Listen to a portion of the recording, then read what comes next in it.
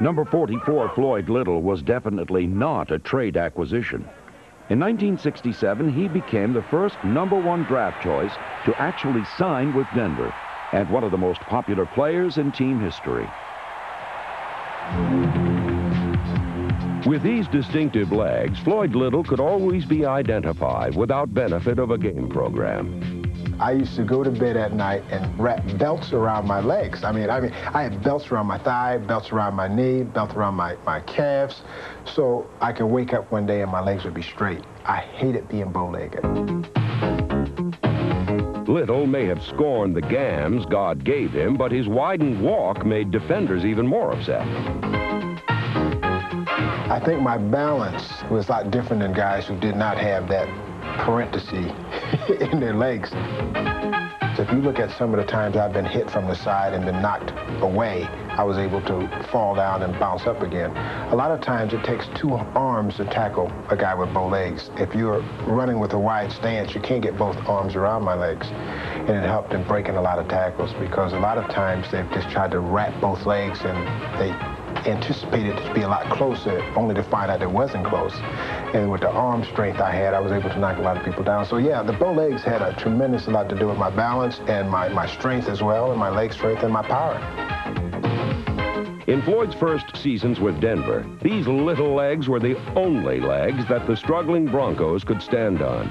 Number 44 led the team in rushing 7 times, made the club respectable, and became king of the Mile High City. Little's popularity extended beyond the playing field. There was no charity he would turn down, no cause too small for his philanthropic efforts. Floyd Little, take 3. Action. Denver is my adopted town. I love it here. It's home. This is where I'm raising my family. This is where I go to school. This is where my roots are. And that's why I'm voting for Denver Water on November 6th. I know that without enough water, there will be fewer jobs and fewer job opportunities. You see, I work here myself. I'm Floyd Little.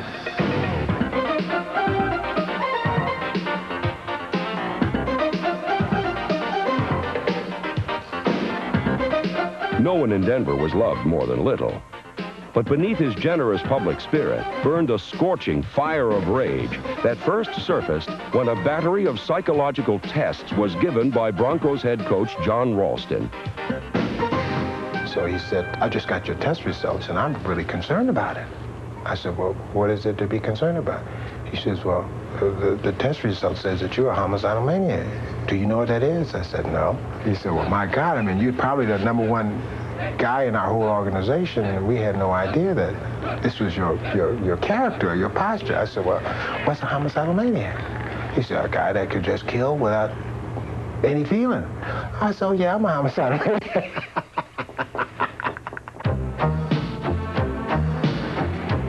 Perched atop those bow legs was the soul of a fierce competitor who would never back down from any fight.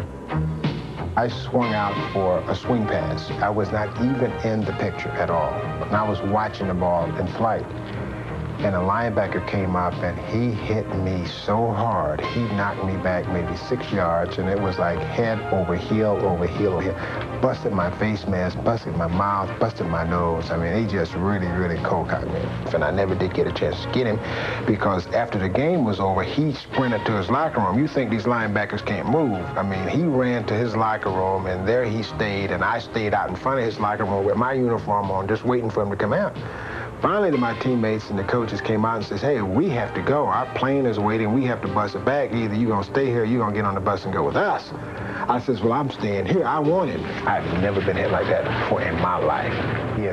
Damn, I was so upset that I didn't get him, you know. And here it is, what, 10 years later, I'm still talking about it. Little channeled this resentment into aggressive on-field performance.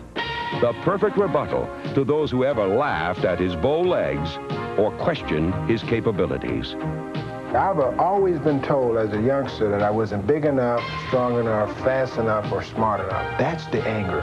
All the time you being told you can't has built up so much hostility in me, because I'm out to prove to you in the world that I cannot be judged by somebody else's standards. I have to be judged by my own. And I think that angers me more than anything else in the world when you tell me I cannot. Then you got yourself something to reckon with, because I can.